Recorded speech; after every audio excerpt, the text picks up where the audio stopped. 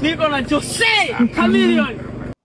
Dr. Jose Chameleone Tanzania wono bali mu shootinga video atenga munange Palaso ne Spice Diana begudeko side eno anti munange sanyu bali mu kakasa munanga te side eno sanyu festival bamtejeminati era nga nsinza kujamira nti yugi ngenda kubeera nga ntandika munanga te wali ne Palaso ku katambi kano akabadde ka trades wali ku mukuto gwa TikTok babadde beguddeko munange side eno wali babadde just bajokinga mukaawo ne bakakasaako ate n'ekivulu ky'omwana mulenzi ono munanga te Palaso ekya sanyu festival bibadde bitya munanga te mu katambi ate ndyoke nkomeyoko ne Dr. Jose Chameleone Masaawo.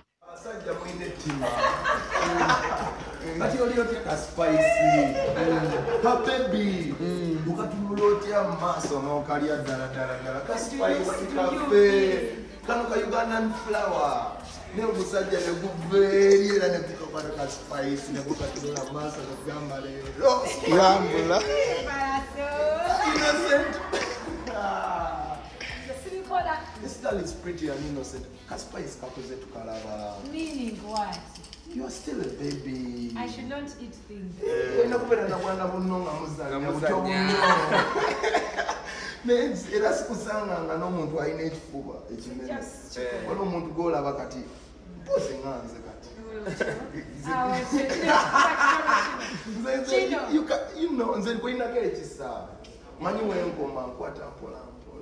Mbika kamulika gwango yinzo kasa si wakudumira ono spice. I know. Kati spice olaba. Osana omuntu asolo kukisinga okuva ku mukulu. Kitegeera mpombwe. Wali wonna. Nendo tuka wano wane kisambi wekitandikira. Botegedde nti oli kamulika gwango. Spice nendo kutuka ku spices. Nenga. Spice ziriwa. Spice ziriwa no. Tewali. Bwekiti omunanga tewe kitambudde eside eyo era nga bwolabye munange katambi ako katwedinze nnyo wali ku mukutu munanga kwa TikTok kakati munanga okankujjoko ate nkutegeezeko nti no Dr. Jose Chameleone kakati nno era nga Chameleone akyali wali munanga te Tanzania era nga alabiddwako wali mu katambi babadde nga bali mu kakasa bali mu kushootinga video eya Ebenezer munange nga ogezako kulaba mu katambi nga mulimuko n'omwana ono TikTok munange wali omwatikirivu mwite Sabato Peter eside eno kibadde ate munange ate kitokota mu katambi era nga boogezako okulaba. Jamani, kama unavyoona niko na my brother Q Chila, niko na Jose Chameleone bila kusonza wangu Professor J. Nimefurahi sana kuwaona. Tuko hapa tunashoot video ya Ebenezer. Chuma kinakuja Ebenezer muda wowote kwa location. Sio mnaniona? Yawe na fly cheni tu. Jamani shoot haraka nyimbo. Tuposti haraka jamani. Tunaomba wengi. Jamani kama unavyoona niko na my brother Q Chila, niko na Jose Chameleone bila kusonza wangu Professor J. Nimefurahi sana kuwaona.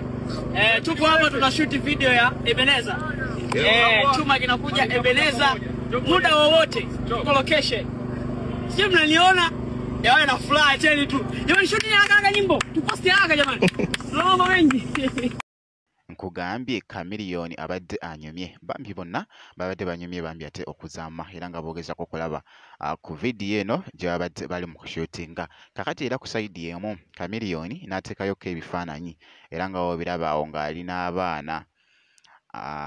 n'abaana munange abato abadde anyumye ekkooti ndowooza ogezako giraba oba essuuti gy'abadde ayambadde quite era nga boogezako okulaba kosa n'abaana actually ate okugjayo kala ennungi munange ate mu video gy'abadde bali mu kushootinga munange side eno video Ebenezer era nga ebifaananyi ebyo bitredinze nnyo wali ku mukutu munange ate ogwa Instagram era nga boogezako okulaba post ndowooza ogirengera bulungi munange eside eyo naye nga bw'ati munange ate Chameleone akyali wali nga ali wali munange ate Tanzania eside eyo. Kakati nno bwenti wenkoze kakasa nti na video jimpera like kosa ate n'okusubscribinga kasita obeera nga tonnaba ngenda kubeera nga nkomawo ate maaso eyo katono nnyo bwenti.